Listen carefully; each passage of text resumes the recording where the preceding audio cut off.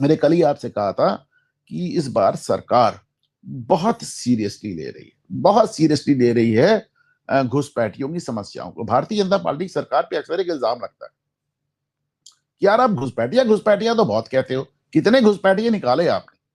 तो भाई जहां से निकाल सकते थे वहां से निकाल रहे थे। असम से तो हेमंत बिस्वा शर्मा सीधे कहते हैं हम तो लात मार के निकाल देते हैं, रात के अंधेरे में निकाल देते हैं। बंगाल जहां से सबसे ज्यादा लोग आ रहे थे, तो सबसे ज्यादा लोग बस रहे तो आपके हाथ में ही नहीं। तो बीएसएफ को जमीन तक नहीं मिल रही थी, फेंसिंग तक नहीं थी, बीएसएफ वालों पे पत्थरबाजी की गई, बीएसएफ वालों का सर फोड़ दिया गया। तो क्या करते? अब जब से इनके पास आई तो ये बहुत सीरियस हो गया। सब 12 साल हो गया। और जैसे प्रधानमंत्री ने, आपको याद है, लाल किले से घोषणा भी की थी, इन्होंने कहा इस बार समय आ गया है घुसपैठियों को ठीक करने का। तो अमित शाह ने आज फिर इसको बहुत सीरियसली कहा। उन्होंने कहा कि देखो, खुद से वापस चले जाओ, खुद से वापस चले जाओगे, स्वेच्छा से लौटोगे तो तुम्हारा कुछ बुरा नहीं होगा। वरना डिटेंशन सेंटर बना के रखे हैं, ठूस देंगे, सालों साल तुम सड़ जाओगे, वहां पे एकदम सड़ जाओगे। अच्छा, अमित शाह ने एक बड़ा काम भी किया। ये जैसे वो, जैसे कहते हैं master stroke, that sort of, केवल बंगाल में नहीं, केवल असम में नहीं, केवल पंजाब में नहीं, केवल गुजरात में नहीं, केवल राजस्थान में, कहीं नहीं, जितने बॉर्डर्स हैं, जितने भी बॉर्डर एरिया हैं, और बॉर्डर एरिया के 15 किलोमीटर के अंदर जो इमारत नजर आए, तो बॉर्डर के 15 किलोमीटर के अंदर तो इन्होंने जितनी इमारत, इलीगल स्ट्रक्चर इसमें लिखा है। दिक्कत यह है कि इलीगल स्ट्रक्चर कोई मतलब ही नहीं है। बॉर्डर के 15 किलोमीटर के अंदर इमारत बनेगी तो इलीगल ही बनेगी, लीगल हुआ नक्शा ही नहीं पास होगा, अलाउ ही नहीं होगा। ये काम आपको याद होगा, मैंने आपको बताया था, योगी आदित्यनाथ की सरकार ने हमारे उत्तर प्रदेश और पूरे नेपाल के बॉर्डर पे किया था। हालांकि उन्होंने दूसरा काम किया था। उन्होंने उत्तर प्रदेश और नेपाल के बॉर्डर पे बहुत ढेर सारी मजारें और ये मदरसे और मस्जिदें बनी थी, वो सब तोड़ दिया। देखिए होता क्या था, जो ये घुसपैठिए आते हैं, आपको क्या लगता है जब घुसते हैं तो क्या करते हैं? इस 5 स्टार होटल से उस 5 स्टार होटल तो जाते नहीं। How do they travel? कहां से कहां जाते हैं? मतलब आदमी घुसा कुशीनगर से पहुंच गया गोवा, कैसे जाता है? इसलिए जाता है, इन लोग मस्जिद टू मस्जिद ट्रैवल करते हैं। एक होती है इनके जमात, तो जैसे जमात जैसे ट्रैवल करती है, उससे मस्जिद मस्जिद रुकती है। उसी तरह घुसपैठिए भी मस्जिद टू मस्जिद, मदरसा टू मदरसा, मजार टू मजार ट्रैवल करते हैं। मैंने पिछली बार आपको पूरा नक्शा दिखाया था कि किस तरह पूरी जीटी रोड के दोनों तरफ, जीटी रोड के दोनों तरफ ये बहुत बड़ी संख्या में बनाए गए।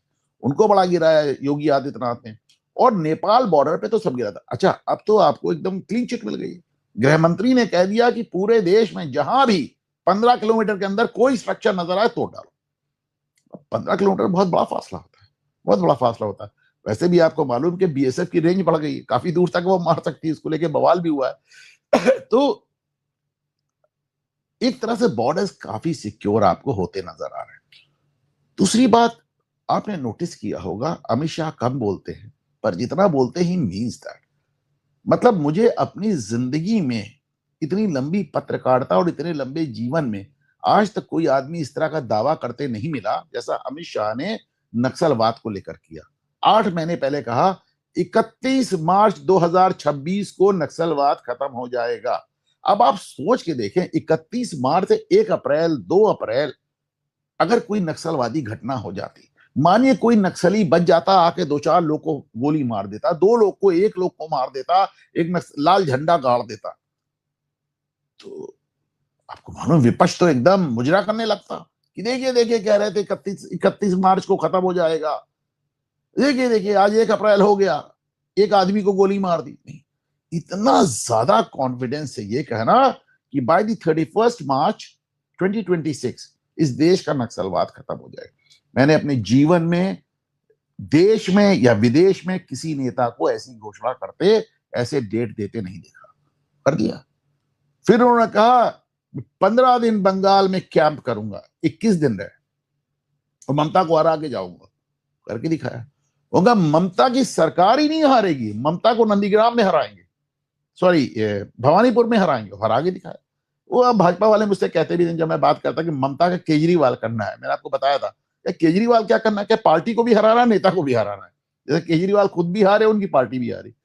तो ये जो अमित शाह पे बाय द वे, मैं बार बार मैं इनसे बहुत इंप्रेस होता जा रहा हूँ। शुरुआत में जब ये बोलते थे मुझे लगता था कि यार इनकी भाषण कला बहुत अच्छी नहीं है, पर धीरे-धीरे मैं उनसे इम्प्रेस होता। इनफैक्ट मैंने कुछ दिन पहले आप में से जिन लोगों ने ना देखा, मैं बार-बार इसलिए इसको दोबारा मैं उसको मेंशन कर रहा हूँ, इसलिए कर रहा हूँ कि वो खबरें अभी तक कहीं मेरे वीडियो करने के इतने दिन बाद भी, एक बार संजय दीक्षित साहब ने ज़रूर मेंशन किया इसको मेरे वीडियो के बाद, लेकिन बाकी कहीं इसको मेन स्ट्रीम बनाया नहीं गया।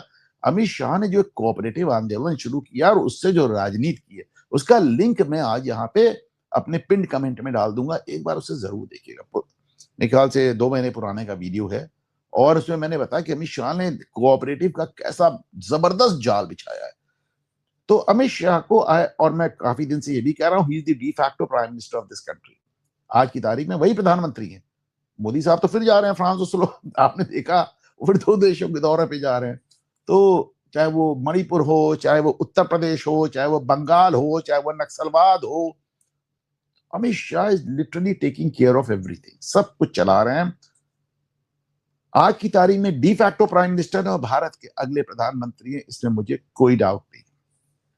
अच्छा, तो अब उनको वीडियो सुन लीजिए एक नजर, मैंने उसको तेज कर दिया है जिसमें समय आपका ज्यादा ना जाए। उसको मैंने 1.5 स्पीड में, अमित शाह धीरे धीरे बोलते हैं, मैंने तेज कर दिया है। एक बार सुनिए अमित शाह क्या कह रहे हैं। आज अखबारों में देख रहे हैं कि पहले ममता के शासन में हर रोज घुसपैठ होती थी, अब घुसपैठ करने वाले अपने आप वापिस जाने लगे हैं, अपने आप जाने लगे। शुभेंदु जी ने, भाजपा बंगाल सरकार ने डिटेंशन सेंटर बनाए हैं, मगर हम सब लोग चाहते हैं कि जो घुसपैठ कर अवैध तरीके से आए हैं वो अपने आप जहां से आए हैं वहां वापिस चले जाए। अगर वो अपने आप चले जाते हैं तो बंगाल सरकार भी उन पर कोई केस नहीं करेगी, जाने के लिए उनकी सहायता भी करेगी।